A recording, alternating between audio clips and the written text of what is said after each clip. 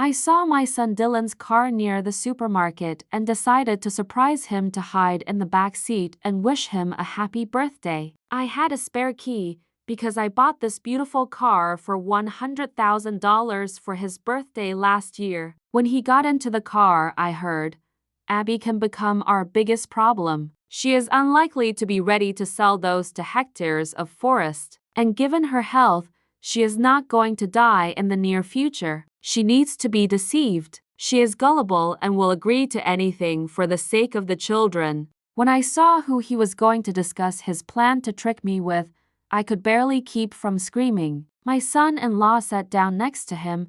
I said as quietly as I could. They discussed all the way how to take my land, the beautiful forest land that I inherited from my father, away from me. My son-in-law suggested making me mentally ill, but my son had a better plan. "I know a man. He's a crook, but he seems like a very decent person. He's a little younger than her. You could send him to her and try to make her fall in love with him. Women in love do such stupid things." Well, isn't that a charming birthday soundtrack? Nothing like crouching in the scent of your own generosity new leather and that stubborn hint of pine air freshener Dylan likes while your firstborn maps out your extinction like he's ordering appetizers. I froze into the shadow of the floor mat, my spine complaining, my breath measured. The 2 hectares 5 acres in old money had been my father's last serious gift. A pocket of hardwoods, a creek that sang in spring, and fox tracks I'd shown the kids when they were still small and honest. I had told them a dozen family stories under those oaks. Turns out the only story they remembered was the one with dollar signs. "Mentally ill is messy," Parker, my son-in-law, said. "Parker is 30 going on brochure, all veneers and reheated MBA. Courts now need to evaluations. And Megan would be the first to say her mother is stable." "Enough, then we don't go that route," Dylan said, cheerful as a weatherman. "We go elegant, elegant." "Who raises them to talk like this?" "Oh right, me. I raised mine to be confident. I didn't mean confident enough to plot a heist in your mother's back seat, but kids hear what they want." They kept talking, easy as men deciding on fishing bait. Plan #1- already on the table was the romance con. Send a shiny stranger to romance me into signing a temporary management agreement that would, surprise, look exactly like a transfer of control. Plan number 2, courtesy of Parker. Conservation easement, he said, like the words made him thin. Some nonprofit shell. We pitch Save the Salamanders. Abby loves trees. She'll donate the development rights, irrevocable. Then we buy the shell. The land's frozen for pennies. Endgame.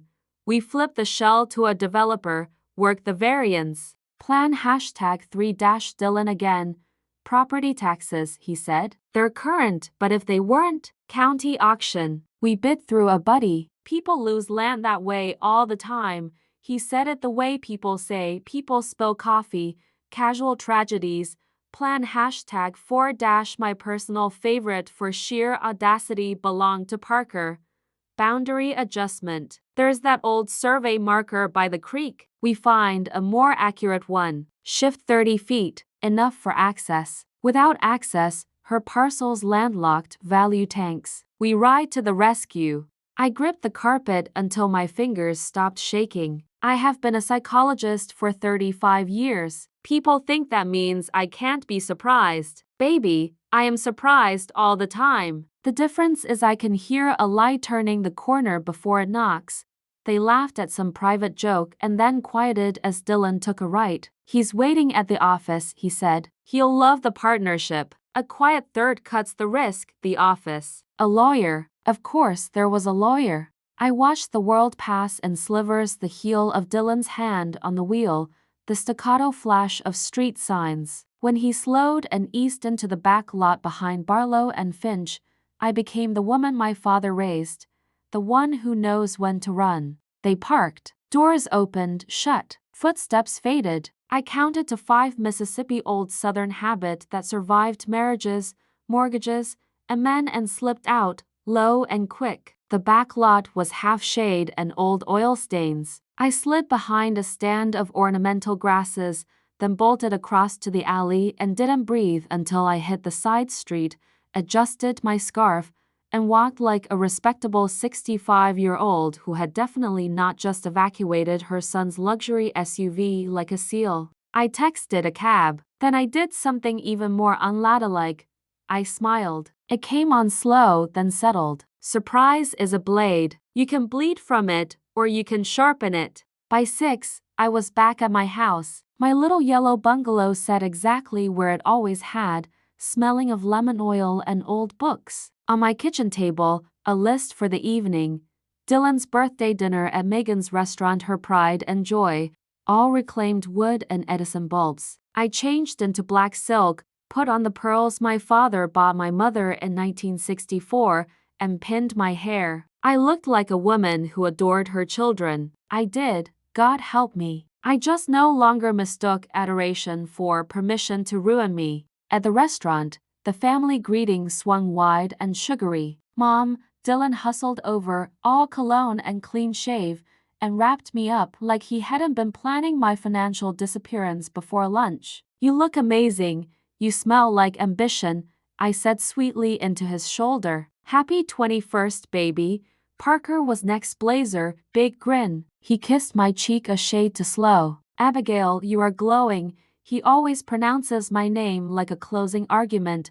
Lighting's kind, I said. And gin has never failed a woman yet. Megan swept in from the kitchen, cheeks flushed, apron tied gracelessly over a silk dress. My girl, my clever, stubborn girl. She hugged me, and I felt the trembling beneath her smile. Mom, she said, too bright. You made it. I always make it, I said. Especially when cake is involved. They set me at the head of a long table. Staff brought wine, small plates, the birthday boy's favorite ribs. Dylan filled my glass with the flourish of a good son. Parker pulled out my chair like a gallant from central casting. I endured it all, the theatrical concern, the hands on my shoulders, the endless "are you warm enough?" and my skin prickled like a cat's. It is an education to discover your own children can make your body recoil without meaning to, or worse, meaning to. Guests arrived and departed in waves. I did the rounds, kissed cheeks, told stories. I can do social like I can drive a stick, even uphill. In the restroom, I lingered to breathe. Megan's restaurant is all mirrors and slate, a temple to good taste. As I washed my hands, voices drifted from the staff locker room through the prop door. Megan's and Parker's low, urgent. She won't just sign, Meg, Parker said. We stage it. We make it her idea. Dylan will bring him to Thanksgiving. We line it up. It'll look like love.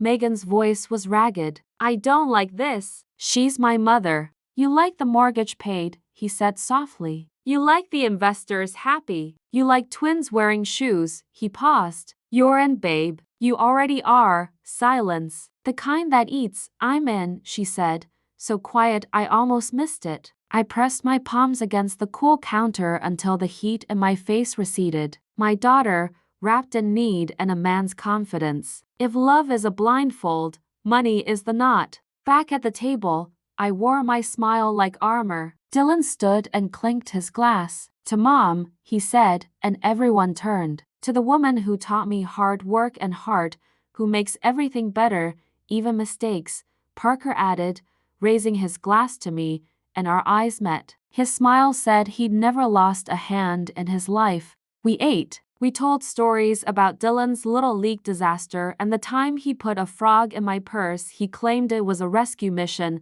I called it attempted murder. Laughter rolled over the table. Anyone walking in would have called it love. Anyone listening would have called it theater. Near the end, Parker leaned close. He smelled like cedar and control. Abigail, he said warmly, for the room to hear, we're hosting a special Thanksgiving this year. My father's old friend will be in town, a lovely man, generous, cultured. I saw your photos from our wedding, the candid ones, and he did too. He couldn't get over you in that blue. He said, who is that woman? He chuckled. I think you two would hit it off. Come, let us spoil you. Across the table, Dylan watched me like a dealer watches a card he needs to turn. I sipped my wine and let the moment stretch. It was a tightrope, And I've always had good balance. That's kind, I said. But I already have a beloved man. Silence fell as fast as a curtain. The word beloved landed like a coin on marble. Everyone heard it. Dylan blinked. Megan's fork froze. Mom, but it's not even a year since Dad died. Are you really ready for a new relationship? Dylan's voice was gentle, practiced soft. And you thought you were going to choose everything for me?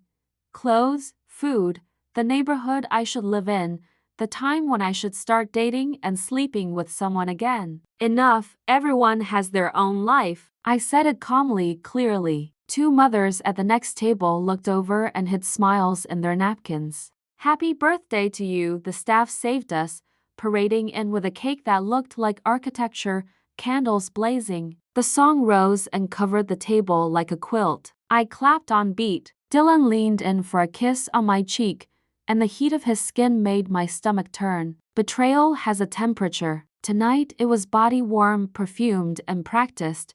The knife went to Dylan, then to me. Make a wish, Mom, he said, his voice all sun. I did. I wished for clarity the way some wish for wealth. Then I cut the cake in clean, measured slices, and served every single one.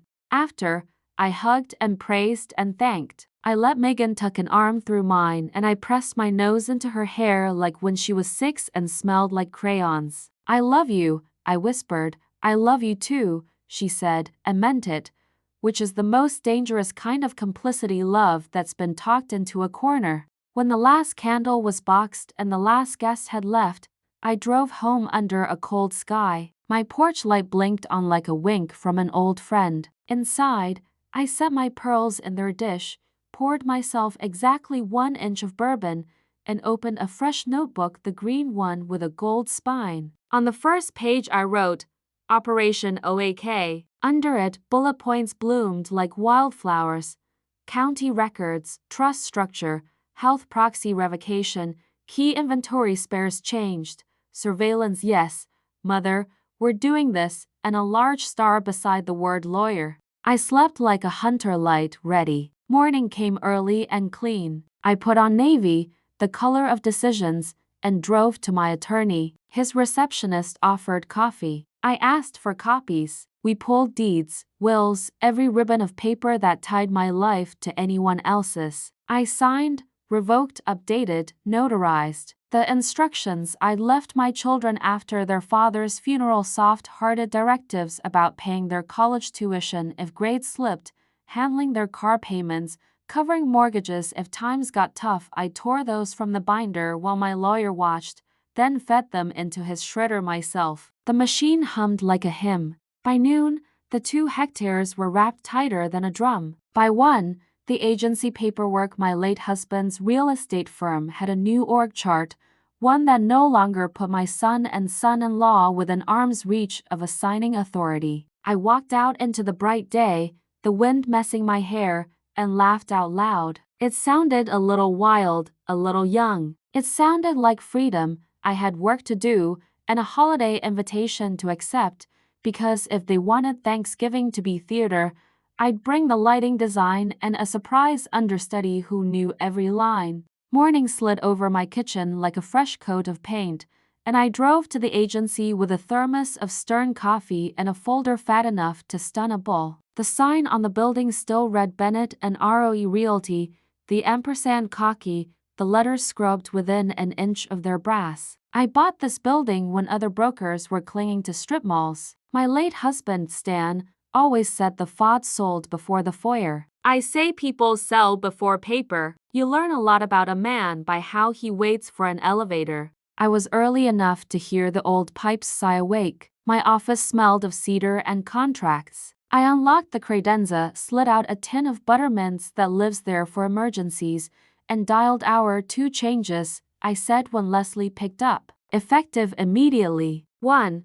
All company credit cards for associates are frozen pending reissue. We'll move to a receipt-first model. 2. Signing authority on client escrow is limited to me and you. The boys will howl, so close your window. Leslie didn't ask why. She has the discreet backbone of a cathedral. Windows closed, she said. I'll start the paperwork. Also, I added, schedule a mandatory training on ethics and a refresher on conservatorships, probate sales, and third-party interested transactions. Phrase it as compliance because it is. Leslie gave a small, delighted cough. Should I order donuts? Order spinach pie. If we're going to talk ethics, we should at least pretend to be healthy. I clicked off, exhaled, and opened my emails. There was one from Parker, time-stamped 1:12 a.m., subject line. Quick thought, men like Parker do not have thoughts. They have designs stitched to look like thoughts. He wanted to streamline listing approvals and pilot a rapid sign protocol for time-sensitive opportunities. I could see the shell of his scheme. Move quickly, leave no time for questions, harvest later. I replied with a paragraph of gleaming niceness that said no 12 different ways and CCD legal for shine. By 9, the bullpen was buzzing. I could feel the hum under my shoes. Real estate is theater with paperwork. Agents are performers who learn to staple. Dylan arrived with a cappuccino so large it looked defensive. He breezed in like weather. Mom, big day. Got a short sale and Bayview time is of the essence. Can you sign off? Of course, I said, and reached for the file. Leslie will schedule it. I'm reworking approval's new compliance checklist. You'll love it. So tidy, his smile faltered, then fastened back. Sure, awesome. Parker drifted in later, late enough to be deliberate. He wore navy so good it belonged to the Navy. He stopped in my doorway, leaned one shoulder to the frame,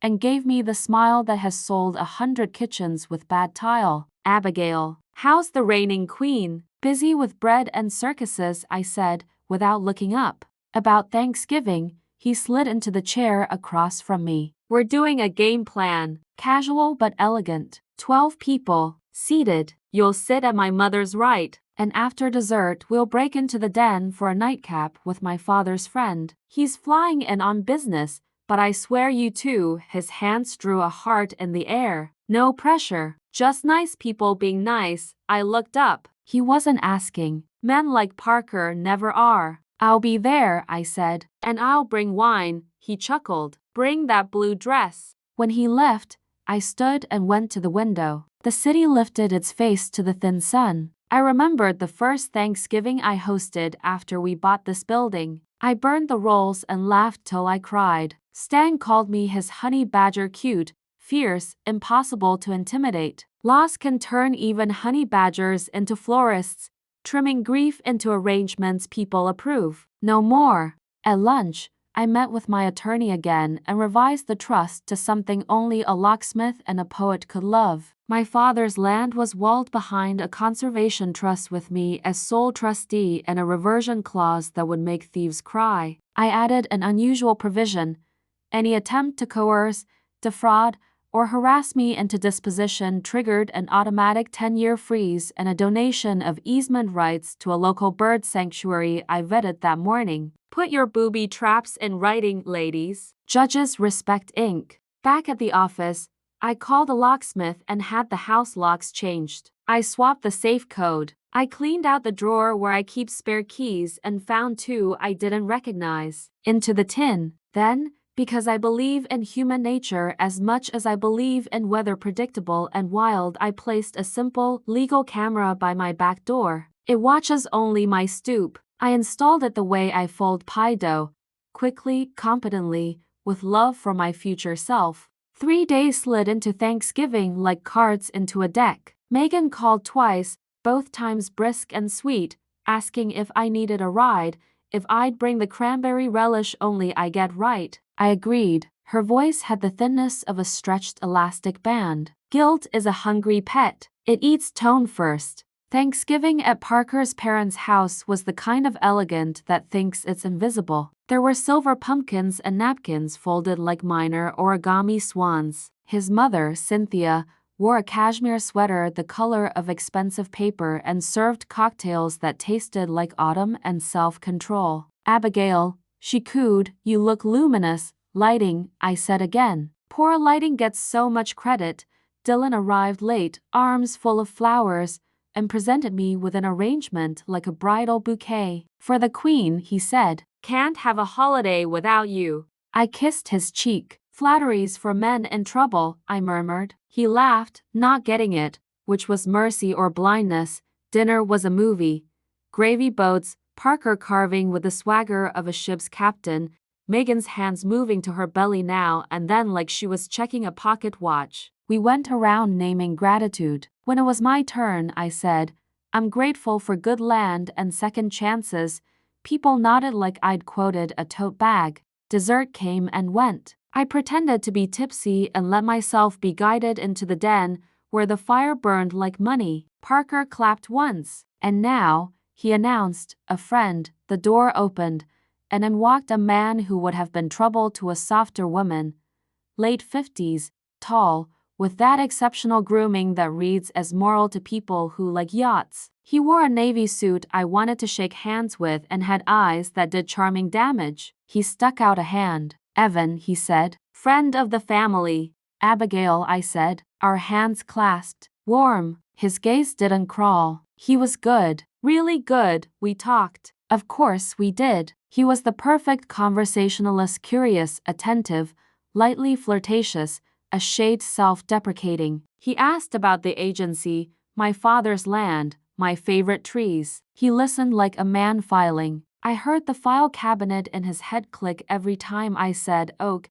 It would have been flattering if I hadn't already read the script in the back seat of a luxury car. At some point, he told a story about his mother teaching him to make pie crust in Maryland, and Megan melted, and Cynthia refilled his glass. Even I smiled and meant it. Fakers are easiest to love when they bring true things. He did. He carried true things like confetti. It made the lies festive. Eventually, he said, May I walk you to your car? It was chilly. My wrap was thin. The porch light drew moths like hope. Of course, I said. On the walkway, he held my elbow like a gentleman from the last century. At my car, he turned toward me and softened his voice. This is going to sound strange, he said. The words men choose when they plan to lie are always polite. I feel like I've known you. Parker mentioned your land, your work. He said you're one of the good ones. He smiled. He undersold it. I let the compliment wash over me without soaking in.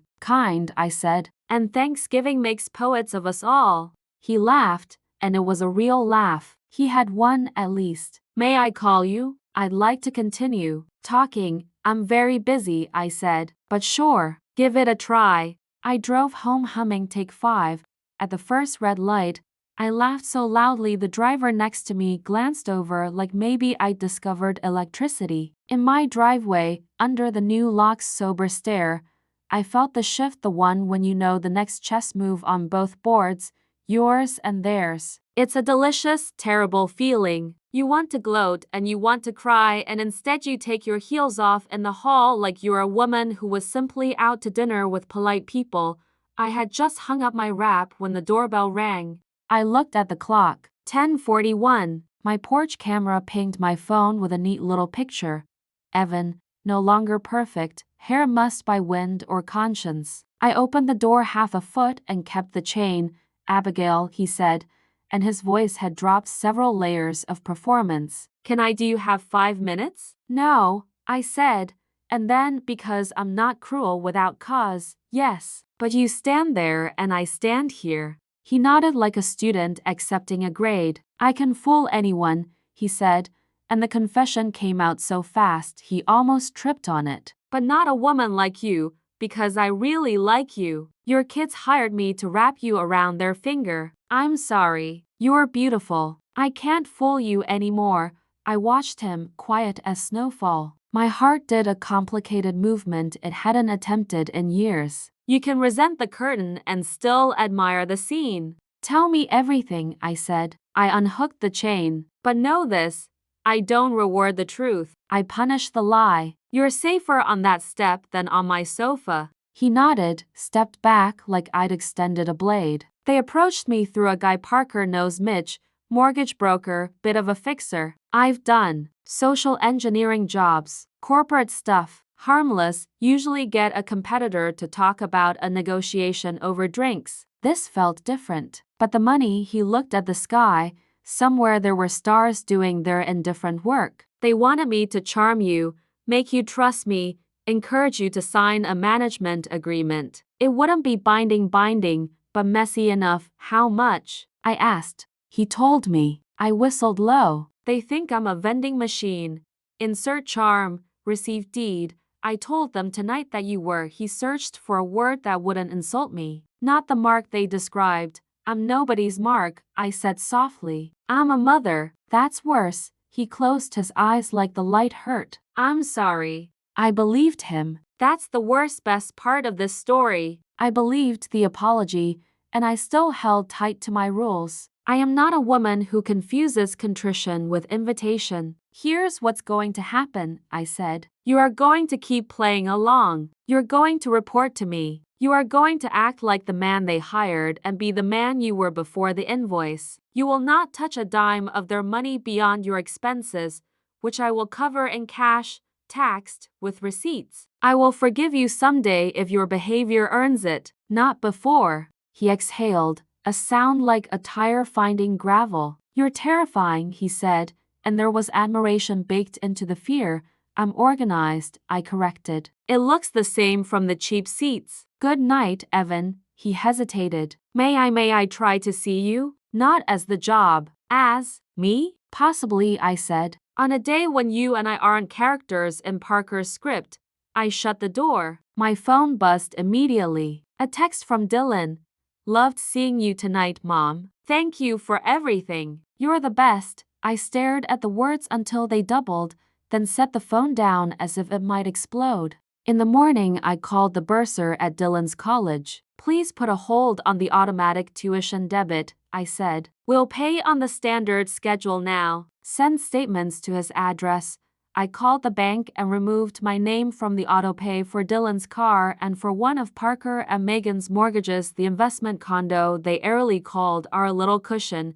Cushions can be sat on by anyone who walks through your living room. Not anymore. The banker was polite and stunned. People often are when they watch a woman reclaim a lever they didn't notice her handing out. At the agency, I held the ethics training. I watched the room as the instructor, a crisp woman with the voice of a bailiff, defined undue influence and fiduciary duty. I watched Parker watch me. I watched Dylan not meet my eyes. I watched Megan hold her stomach like the world could come out smooth if she pressed the right way.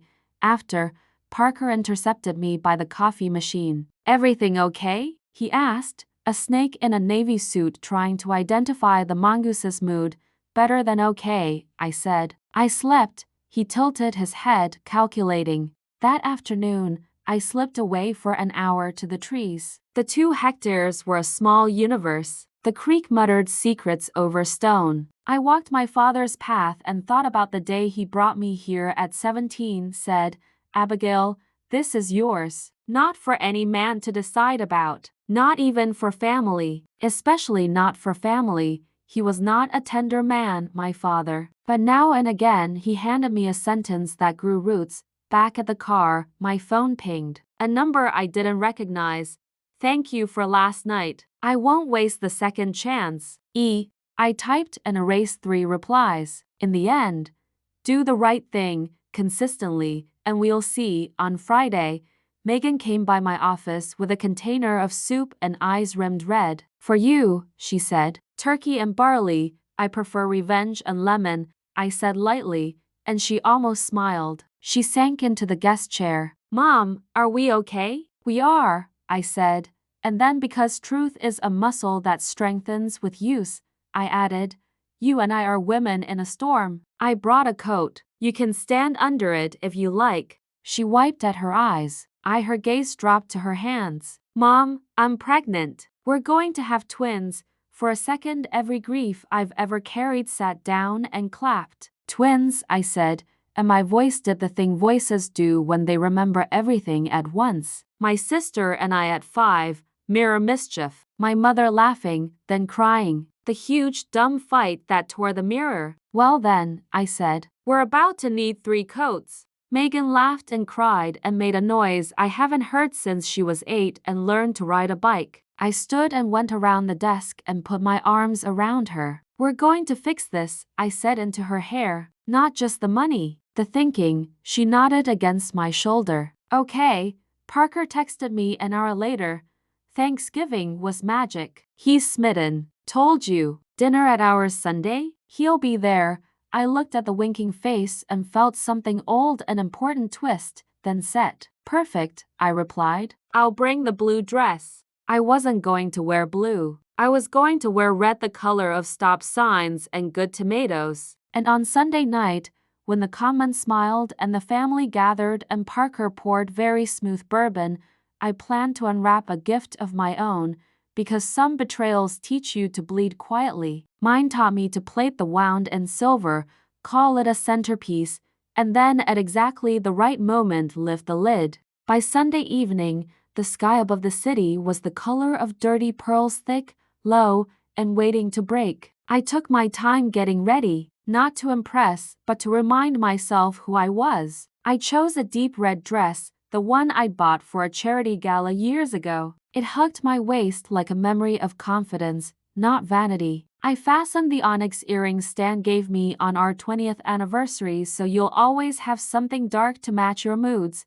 he'd said. He knew me too well. I dabbed perfume on my wrists and neck, something with pepper and woods, the kind that announces not come hither but approach with caution. When I caught my reflection in the mirror, I nodded to myself. 65, yes, but every inch of me alert and alive. A woman who had seen betrayal up close and was ready to choreograph her own act of justice. Parker's house sat on the edge of town, all angles and glass, the kind of architecture that tries to apologize for its wealth by pretending it loves sunlight. Through the windows, I could already see movement, shapes of people, soft laughter, the glow of carefully curated hospitality. I parked at the curb, turned off the engine, and let the moment breathe before I went in. Inside, the warmth hit me like a trick question. Megan greeted me at the door, cheeks flushed, hair tied up in a loose knot. She looked beautiful and tired, the kind of tired that comes from carrying more than one secret. Mom, she said, hugging me tightly. You look incredible. Thank you, sweetheart. You look like news I'm not ready to read yet. She gave a nervous laugh, glancing back toward the dining room. They're all in there. Evan's already arrived. Parker's been telling stories about how he and Dylan saved a client's portfolio this week. I smiled without showing teeth. How heroic of them. We walked into the dining room together. The table was set for 8, though I counted 9 plates. Parker's doing, no doubt always room for an unexpected opportunity. Dylan was already seated, swirling a glass of red wine like he'd been born with it in his hand. Evan stood near the fireplace, looking every bit the repentant suitor. He caught my eye, and for a fleeting moment, there was something genuine there, something almost tender. Abigail, Parker said, his voice spreading like butter. Our guest of honor. Doesn't she look radiant? Oh, I just threw this on, I said, taking my seat. You know me, spontaneity with a side of forethought. Dylan chuckled, but his eyes darted toward Parker for approval. Parker smiled faintly, that smug little smile that said, We've got this under control.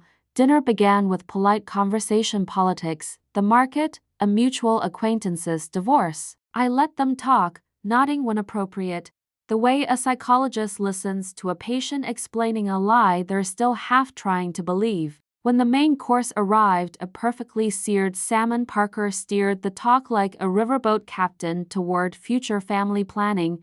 You know, he said, cutting his fish with surgical precision, Megan and I have been thinking about expanding. The twins on the way, of course, but maybe expanding in the professional sense too. The firm could handle a bigger portfolio, and with the land near your property, Abigail, we could build something sustainable. Maybe eco-retreat cabins. Legacy stuff. Legacy, I repeated softly, setting down my fork. Funny word. Usually means something you've earned, not something you've taken. The room stilled. Evan shifted in his seat. Megan looked down, pretending to adjust her napkin. Parker's jaw flexed, but he recovered quickly. Of course, we'd never do anything without your blessing. This is just conversation, right, Dylan? Dylan cleared his throat. Right, just brainstorming. I smiled, leaning back. Good, Because my blessing's rarer than beachfront property these days. The tension dissolved in a burst of forced laughter, but I'd made my point. Every snake knows when someone else has spotted their trail. After dinner, Parker brought out a bottle of brandy. For the adults in the room, he said, pouring generous portions. Abigail, this one's for you. Aged 25 years, like Dylan's patience, huh? Then it must be nearly gone, I said, taking the glass. The aroma rose smoke and deceit. We moved to the living room, where the fire burned low and the conversation turned quiet, private. Evan took the seat beside me, his tone gentle. You were right to test me, he said under his breath. They don't suspect a thing. Parker's convinced you're warming up to me. Good, I whispered. Let him keep believing that. He hesitated. Abigail, I meant what I said the other night. I didn't plan to, but don't, I said quickly. You're useful now. Don't make yourself complicated. He looked hurt for a moment, then nodded. Fair enough. Across the room, Parker poured himself another glass. He was talking to Dylan about refinancing options for shared assets, my forest among them, though he avoided naming it. Megan laughed loudly at something, her hand protective on her belly. She caught my eye, and for a second, her face crumpled with shame. Then she smiled again, brittle as spun sugar. By 10, I stood. Thank you for the lovely evening, I said, but I should get home. My early mornings start earlier than yours. Parker followed me to the door. Abigail, he said, lowering his voice, you know I think of you as family. I'd never let anyone hurt you, including yourself. If you ever need advice about that property, financial or otherwise, you know I'm here. Of course, I said sweetly. And if you ever need advice about ethics, I'm available Mondays through Fridays, 10 to 4, he laughed, thinking it was humor. It wasn't. Outside, Evan caught up to me by my car. You handled them like an orchestra. I've been conducting longer than they've been breathing, I said, unlocking the door. Now go home. And if Parker or Dylan calls you, record it. Every word, he nodded. You still don't trust me. I trust patterns, I said. Yours isn't written yet. That night, I poured myself a small glass of wine and sat by the window, the forest visible in the distance, a black silhouette against the silver sky. My father's land, my inheritance, my boundary. I thought of how greed crawls into families, how it disguises itself as ambition, and how poor love gets used as the decoy. The next morning, I woke to the sound of my phone buzzing. Dylan again. Mom, we need to talk. I met him at the office an hour later. He looked pale, nervous, the way boys do when they've been caught but don't yet know which sin you saw. I'm sorry, he blurted. I didn't mean for things to get weird. Parker's been pushing too hard lately. I thought you'd want to make money, you know? I studied him. His eyes, so blue and familiar, darted everywhere but mine. You thought I'd trade integrity for profit? No, I thought you might want to move on. After Dad, there it was, the card, the dead husband card. I smiled softly. Dylan, I've moved on from a lot of things, but not my mind, and not my land, he sighed. I'm sorry, Mom. Sorry is a beginning, not a conclusion, I said. Let's see where you end up. He left, shoulders heavy, and for a moment, I saw the little boy he used to be, the one who brought me dandelions from the yard, calling them sunflowers for little people. My heart cracked a little, but only at the edges. That afternoon, I came home early, craving quiet. As I walked into the kitchen, I froze. Parker stood at the counter, his back to me, a small white bag in his hand. He was spooning something into the sugar bowl, his own sugar bowl that he always claimed was healthier stuff.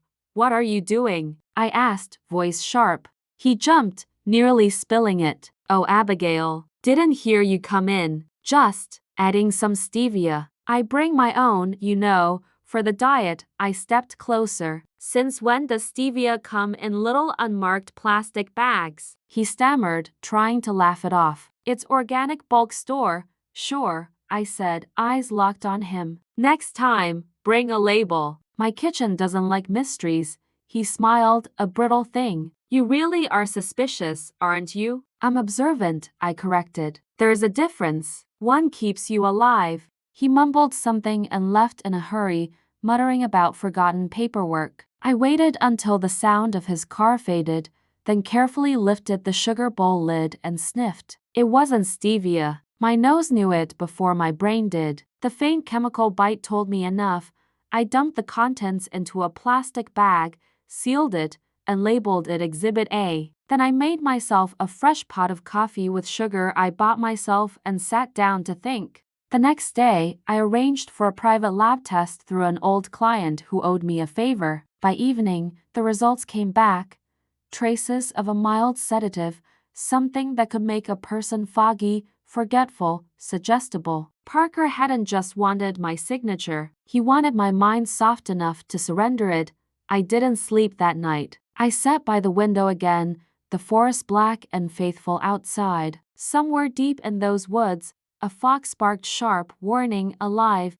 That sound reminded me who I was. Abigail Bennett, 65 years old, psychologist, mother, widow, and now reluctant detective. The next morning, I called Evan. We're done pretending, I said. I know more than they think, and I'm ready to end this play. But I need your help, he exhaled. Tell me what to do. Simple, I said. Be their bait. I'll be the trap, and with that, my real plan was born. Because if they thought they were clever, they hadn't met me at full power yet. They'd seen the mother, the widow, the sentimental fool. Now they were going to meet Abigail the strategist, the woman who smiles while she sets the chessboard on fire. Revenge, when done properly, isn't about rage. It's about rhythm, precision. You move when they breathe in, and you strike when they're still exhaling. I spent the next few days practicing patience, something most people mistake for passivity. I smiled at the agency, approved listings, complimented Megan's maternity glow, even joined Dylan for lunch one afternoon like the loving mother they all believed me to be again. Every word I spoke was bait, every smile a test. Meanwhile, Evan played his part well. He reported every text, every whispered phone call. Parker had completely taken the hook. He believed Evan was still courting me, softening me up. Dylan, ever the dutiful son, thought his new friend was genuinely falling for me. And Megan, poor Megan, she was torn, still carrying the guilt of complicity, but too deep in love or dependency to see she was also being manipulated.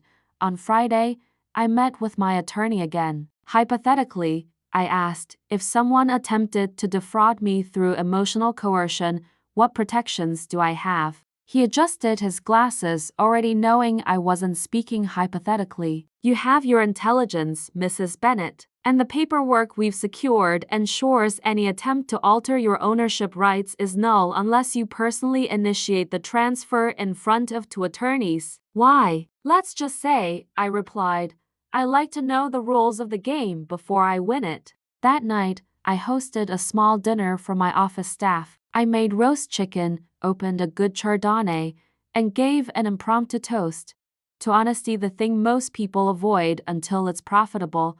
Laughter filled the room, but Parker didn't laugh. He just swirled his drink, studying me. He knew I knew something, but not what. The uncertainty was starting to itch under his expensive suit. After everyone left, I found myself restless. The night felt too quiet. I poured a brandy and stood by the window overlooking the dark stretch of forest that guarded my land. The trees looked like witnesses, silent, ancient, unbending. My father always said the forest knew the truth before people did. That night, I believed him.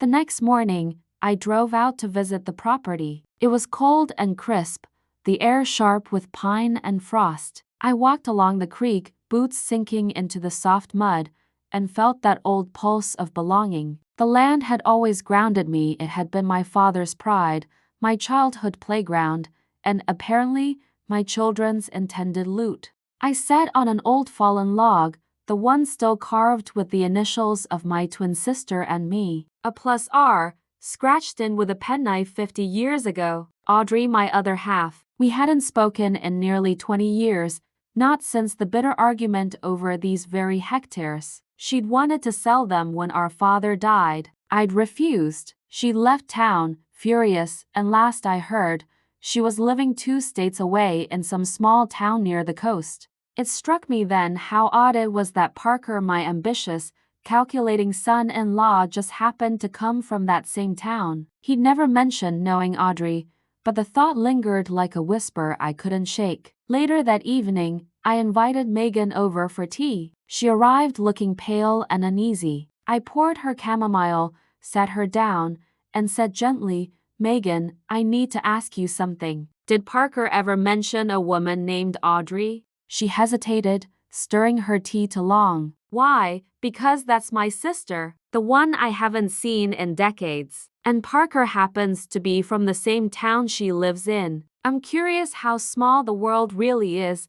Megan bit her lip, eyes darting. "Mom, I didn't want to tell you. I promised him I wouldn't." "Then break the promise," I said softly. "You owe me the truth." She exhaled shakily. "They've met years ago, before he and I even started dating. He told me once that she was this influential woman in real estate in his hometown, helped him get his start. But he never said it was your sister." I didn't think it mattered. "Oh, it matters," I said, my voice flat. "It always matters when the ghosts of your past start coaching your future." Megan's eyes filled. "Mom, I didn't know they were connected like that. I swear." I reached across the table, took her hand. "I believe you, honey. But listen to me now. Parker isn't just manipulating you and Dylan. He's being manipulated too. I think Audrey's behind all of this. I think she sent him." Megan's hand trembled. "But why? After all these years?" "Because some people never forgive being outsmarted," I said. "And Audrey always thought she was the clever one."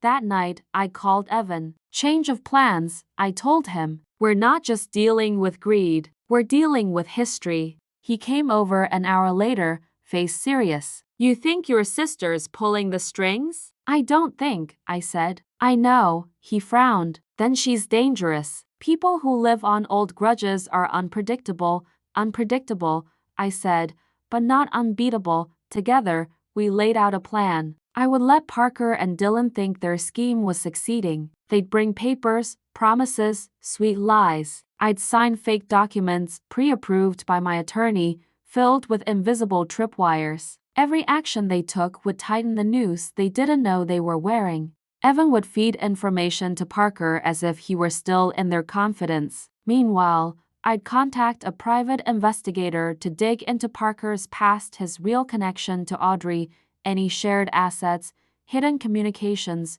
or joint ventures. By midweek, the pieces began to fall into place. The investigator, a sharp woman named Janice who'd once been one of my patients, called with her findings. "You were right," she said. "Your sister Audrey owns a small consulting firm in Havenport, the same town Parker's from. They co-founded a shell company 2 years ago. Name's Oakland Strategic Holdings.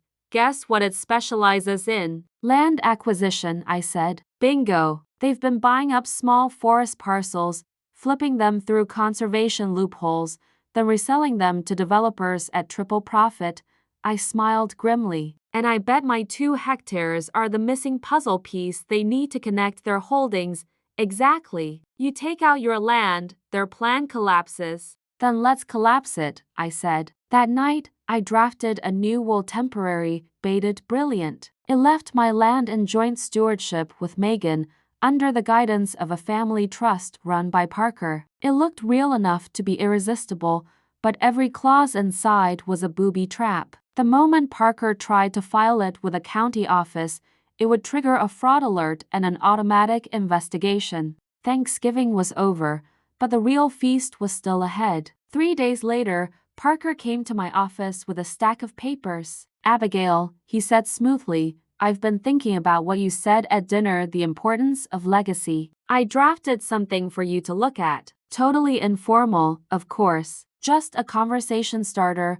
"Of course," I said, smiling as I reached for the pen he offered. "I love conversation." He watched, satisfied, as I signed the decoy will. "This will mean so much to the family," he said, his tone thick with fake sincerity.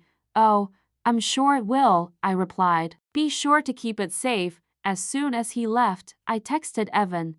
The mouse has the cheese. That evening, Megan called, her voice shaking. Mom, Parker's acting strange. He keeps talking about some big move. I think he's planning something tonight. Let him, I said calmly. But don't let him out of your sight. 2 hours later, Evan called. He's on his way to Havenport. My guess? He's meeting your sister. I smiled. Then I'll see them both there. I packed a bag, grabbed my old leather coat, and started the drive north. The rain began halfway, slapping the windshield like applause from an unseen audience. By the time I reached Havenport, I knew exactly what I was walking into and how I'd walk out. Because this wasn't just about stolen land anymore. This was about blood, betrayal, and a sister who'd forgotten who she was dealing with, and I was ready to remind her. The road into Havenport was a long silver ribbon, slick with rain and memory. The wipers beat time like an anxious heart. As the town lights came into view, those same lights that once meant summers with Audrey, sneaking out to the lake, stealing peaches from the neighbors' trees, I felt a strange calm settle over me. Betrayal had stopped being a surprise. It was now just a familiar language, one I spoke fluently. I parked near the old wharf, killed the engine, and sat in the dark for a minute. The air smelled of salt, oil, and fish exactly as it had when we were teenagers and thought the world was waiting to give us everything we asked for. I checked my phone. Evan had texted. Evan. He's at the Seabrook Inn, room 214. Audrey's car's in the lot. I stared at the message for a long moment. The Seabrook Inn, of course. The same place our father used to take us for Sunday lunches when he was feeling generous and our mother wasn't talking to him. Life has a sick sense of humor sometimes, sending you back to the same places just to see if you'll trip over the same cracks.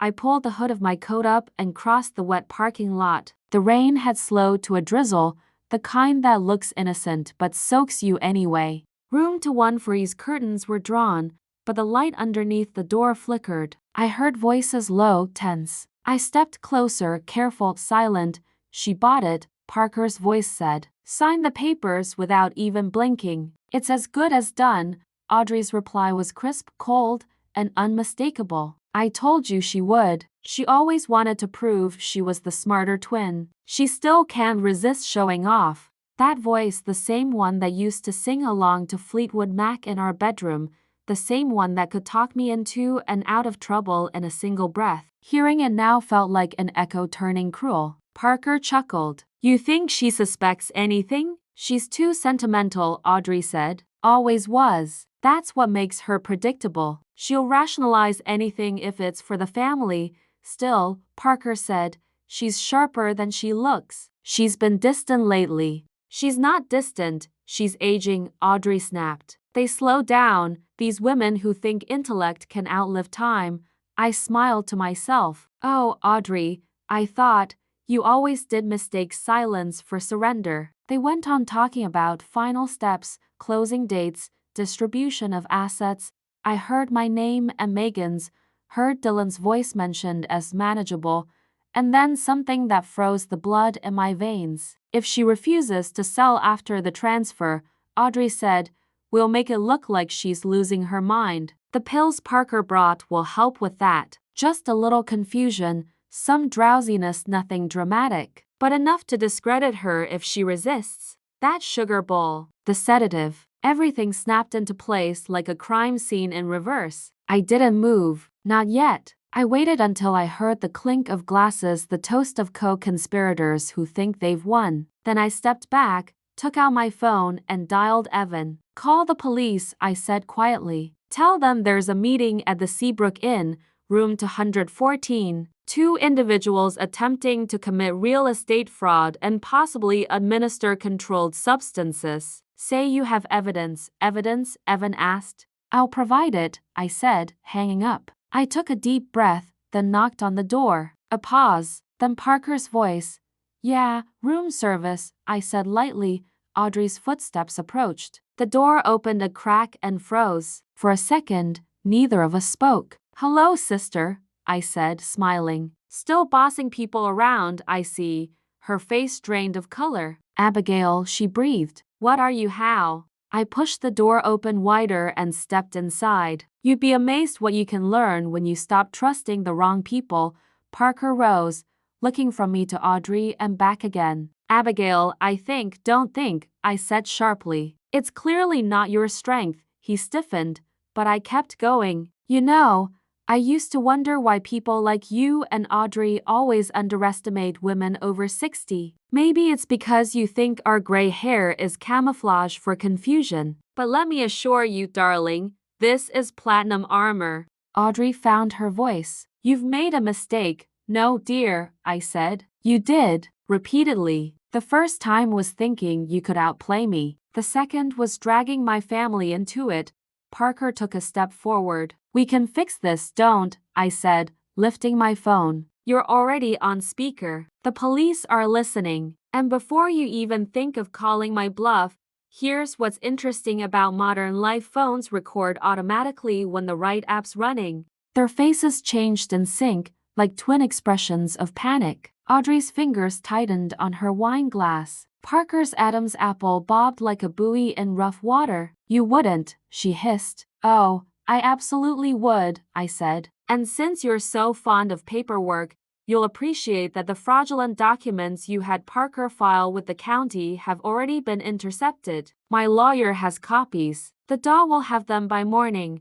Audrey set her glass down with shaking hands. You've ruined everything. No, I said. I've corrected everything. There's a difference. Then, from behind me, the knock to sharp raps and the heavy, unmistakable authority of law enforcement. Parker went pale. Abigail Bennett? The officer called. Inside, I said, stepping back as two uniformed officers entered. The individuals you're looking for are these two. Audrey tried to protest, but the moment the officer pulled the first sheet of paper from her open bag, the fake deed transfer, her voice faltered. Parker muttered something about misunderstanding and family dispute, but the officers weren't listening. They handcuffed them both as neatly as closing a book. As they let them out, Audrey turned her head, her eyes wild. You always thought you were better than me. She spat. I smiled. No, Audrey, just quieter and smarter. The door shut behind them. The room smelled of panic and cheap perfume. I stood still for a moment, the adrenaline finally leaving my limbs. Evan arrived 10 minutes later, breathless and wide-eyed. You actually did it. I always do, I said, smoothing my hair. The trick is timing. He stepped closer. Abigail, you could have been hurt. I've been hurt before, I said softly. What's new is that I no longer stay that way. He smiled, a real one this time, warm and uncalculated. You're something else, I know, I said, and for the first time in weeks I laughed. A real, messy laugh. We drove back to town in silence, the storm easing into drizzle. I dropped him at his apartment and went home, my house a small sanctuary of quiet. I poured myself tea instead of bourbon, set the phone on the counter, and stared out the window at the faint outline of my forest in the distance. The next morning, Megan came over with puffy eyes. They called, she said. Parker's been arrested. They're saying and Audrey's in custody too. The police asked about you. What did you do? What I had to, I said simply. You and your brother are free now. No more lies. No more manipulation. Tears welled in her eyes. Mom, I'm so sorry. For all of it, I cupped her face in my hands. Apologies are fine, darling, but here's what I want instead: change. Learn from it. Raise your babies to see that love without integrity isn't love at all. She nodded, crying. I will, I smiled faintly. Good, because this family has enough ghosts. We don't need any more. Later that afternoon, I walked down the path behind my house to the edge of the forest. The air was clean, new. The first frost sparkled on the leaves, and the world felt lighter. I took a deep breath and said aloud, to the trees, to my father, maybe even to Audrey somewhere in a holding cell, it's done, but in my gut, I knew the story wasn't quite finished. Parker might be behind bars, Audrey too, but roots that deep don't die overnight. And if I've learned anything in 65 years, It's that the end of one betrayal is often the beginning of another revelation. Something still felt unfinished, and I was going to find out what. For a week, the air around me tasted like peace, thin, uncertain, almost artificial. The papers were signed, the statements given, the detectives satisfied. Audrey and Parker were charged with conspiracy to defraud, document forgery, and a handful of smaller crimes that read like the ingredients list on a can of corruption. Dylan came home the day after the arrests. He looked smaller somehow, as if guilt had rearranged his bones. He stood in my doorway, eyes glassy, holding a half-dead bouquet of supermarket flowers. "Mom," he said quietly, "I don't know what to say." "Then don't," I said. "Just listen." He nodded, shoulders hunched like a schoolboy. "You betrayed me," I said, not to wound but to clarify. Not by greed, that's common, almost boring, but by thinking I was too soft, too blind, too old to notice. You mistook kindness for weakness. Never do that again, not to anyone. He swallowed hard. "I won't, I swear." I didn't even know how deep Parker was in until it was too late. I sighed, motioning for him to sit. "Then here's what you'll do instead of swearing. You'll work. You'll learn how to rebuild without stealing. And you'll pay your own bills from now on." He nodded. "I understand, do you?" I leaned in. "Because I'm not doing this to punish you, Dylan. I'm doing it so you can stand on your own 2 feet. And maybe one day, you'll look back and thank me for cutting you loose." He smiled faintly, a boyish, broken smile. "I already do, Mom." For the first time in months, I believed him. When he left, I poured myself a small whiskey and stared at the forest again. It was still indifferent. Nature doesn't applaud justice, it just absorbs it, like rain. That night, Evan came by. He'd been checking in daily since the arrests, though he tried to pretend it was just to see if you needed groceries or moral support. I wasn't fooled. He brought soup and that cautious kind of warmth that men use when they're not sure if they're welcome. "You should sleep," he said, setting the bag on the counter. "You've been running on fumes." "I'll sleep when I stop hearing their voices," I said. "Audrey's especially. It's like she's still standing behind me, judging me for being right." He smiled sadly. "Family ghosts are stubborn. Especially when they're still alive," I said. We ate together, quiet but companionable. When he got up to leave, he hesitated. "You know," he said, "you don't have to keep fighting alone. You can let people in again. Not all of us are after your land." I studied him. "Maybe not, but it's hard to tell the difference between sincerity and strategy these days." He stepped closer. "You'll know when it's real." For a moment, I almost believed him. Almost. After he left, I sat in the dark and thought about how trust is like glass. It can be cleaned, but it never looks new again. 3 days later, my phone rang. It was the investigator, Janice. "You might want to sit down," she said. "Audrey's been talking." "I expected as much," I replied. "She's always preferred an audience." Janice hesitated. "She's claiming Parker wasn't the mastermind. Says he was just following orders."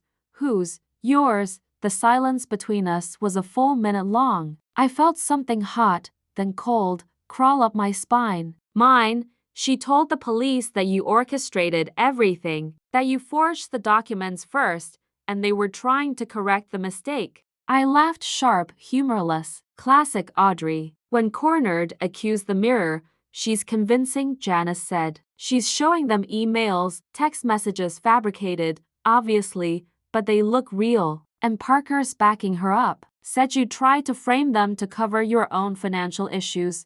"Financial issues?" I scoffed. "I have more in liquid assets than that man has IQ points." "I know," Janice said, "but the DA doesn't know you like I do. They'll investigate. You need to be ready." I thanked her, hung up, and sat very still. Audrey had always been vicious, but this was something else. She wasn't trying to win anymore, she was trying to drag me down with her. By morning, I'd made my decision. If she wanted a war, she'd get one. Only this time, I wasn't fighting to protect land or money. I was fighting for my name. The next week was a blur of legal meetings and statements. My lawyer was brilliant, but even he couldn't hide his astonishment at Audrey's lies. "She's painting you as a manipulative matriarch," he said, flipping through the transcripts. "Claims you use psychology to control your children and business partners." I smiled thinly. "She's not wrong about the psychology part. The rest is fiction."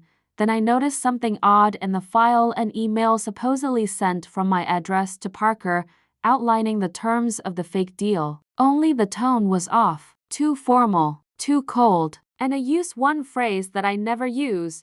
Per our prior discussion, Audrey used that phrase all the time. "I can prove this is her work," I said. "Give me 24 hours. That night, I called Evan. "I need you," I said simply. He came right over. Together, we traced the metadata on the emails, the IP addresses, the routing. Audrey had been clever, but she wasn't a hacker, just an amateur with access to Parker's laptop and too much arrogance. By midnight, we had enough digital fingerprints to hang her case on a clothesline. The next day, I walked into the DA's office with a flash drive and the kind of smile that only women over 60 can wear, the one that says, "You should have known better." An hour later, the charges were dismissed. Audrey's lies fell apart under scrutiny faster than her latest facelift. The DA apologized, my lawyer grinned, and I walked out of that office lighter than I'd been in years. But the victory didn't taste sweet. It tasted necessary. That evening, I went back to the forest again. The sun was setting, gold through the branches. For the first time in months, I let myself cry quietly, privately. Not because I was sad, but because I was finally done. I heard the crunch of footsteps behind me. I didn't need to turn. "You always come here when you need to think," Evan said softly. "It's the only place that doesn't lie," I said. He stepped closer, standing beside me. "So what now?" "Now," I said, "I rebuild. Without illusions, without debt, and without apology." He smiled. "And maybe with company?" I turned to look at him. For the first time, I didn't see a conman or an ally or a pawn. I saw a man, tired, flawed, genuine. "Maybe," I said, "but you'll have to be patient. I'm still learning how to trust." "I can do patient," he said. We stood there in silence as the light faded. The forest breathed around us, ancient and forgiving. When I finally spoke, it was more to the trees than to him. "You know," I said, "betrayal teaches you two things. First, that people are capable of anything. And second, so are you." He smiled. "And which lesson did you like better?" "The second one," I said. "Always the second one." That night, as I locked my door, I caught my reflection in the hallway mirror. My hair was a little wilder, my face a little older, but my eyes looked alive again. Audrey would face her sentence. Parker too. Dylan and Megan were rebuilding, learning. And I, Abigail Bennett, 65, betrayed and unbroken, was finally at peace. But peace, like everything else, is never permanent. A week later, a letter arrived in the mail. No return address. Just one line on the page, in Audrey's handwriting. "The land was never yours alone."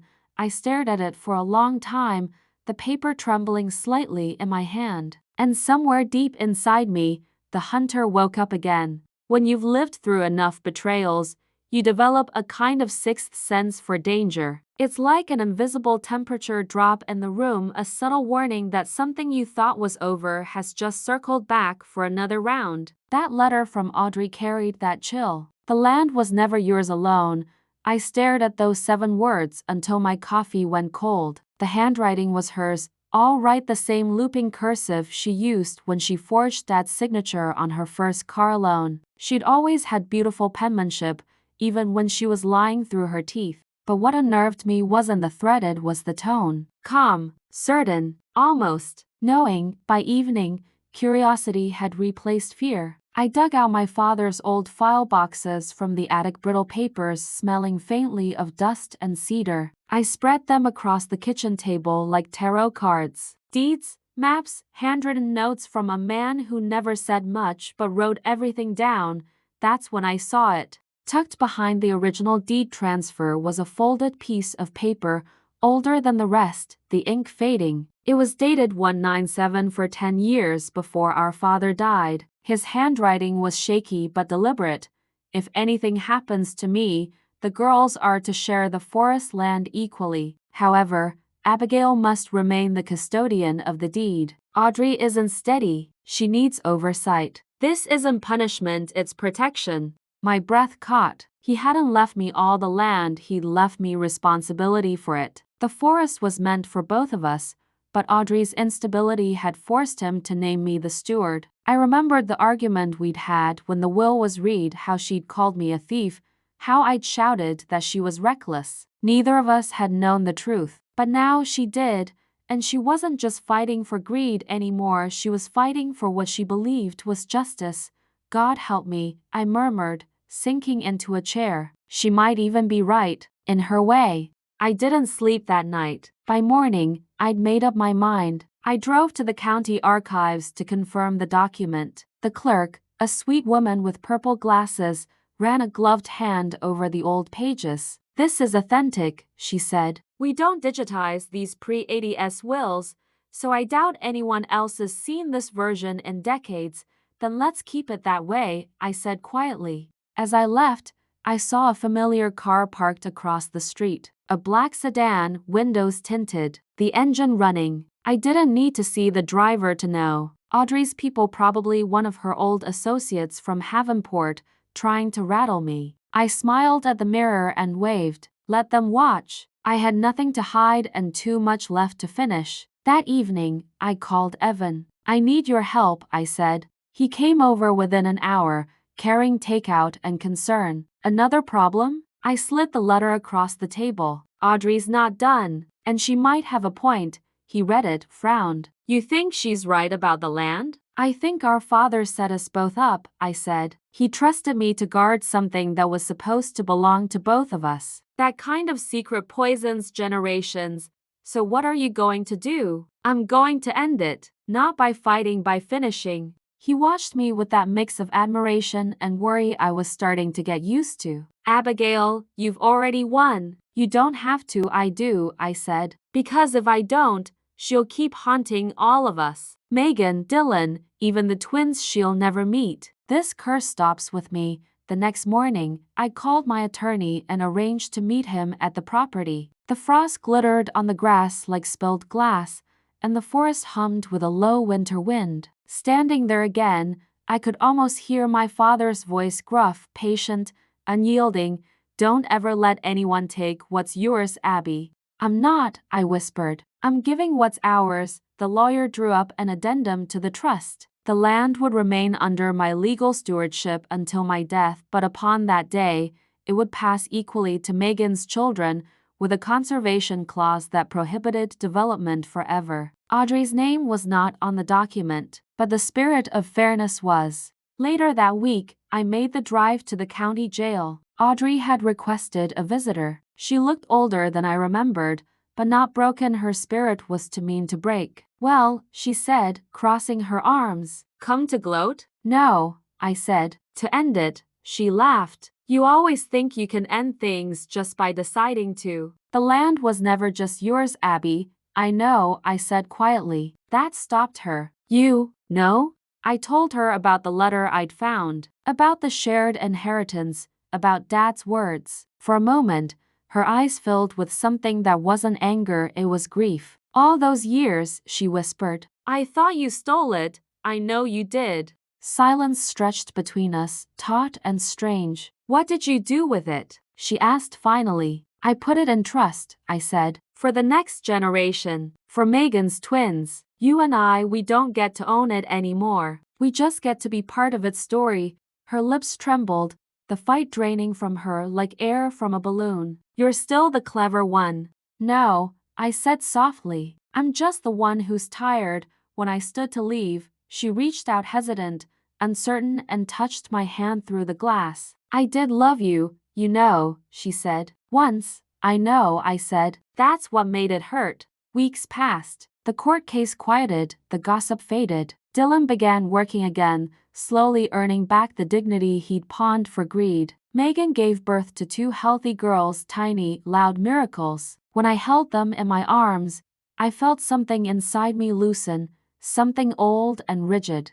They were identical, just like Audrey and me once were. but they had different cries, one sharp, one soft. I looked down at their tiny faces and thought, maybe this time, the story will go differently. Evan was there too. He didn't push, didn't pry. He simply showed up, helped me fix the fence, brought groceries, listened when I spoke, and stayed quiet when I didn't. One evening, as we stood watching the sunset through the bare trees, he said, "So what's next for you, Abigail?" I smiled, living, without fear, without apology. He took my hand, tentative. "With company?" This time, I didn't pull away. "We'll see," I said, smiling. "But if you ever try to call me again, I'll bury you under my own oak tree." He laughed, and I did too, really laughed, from somewhere deep that hadn't stirred in years. Months later, I received one last letter from Audrey. It came from a rehabilitation center upstate. "Abby," it read, "you were right about everything. The land belongs to the family,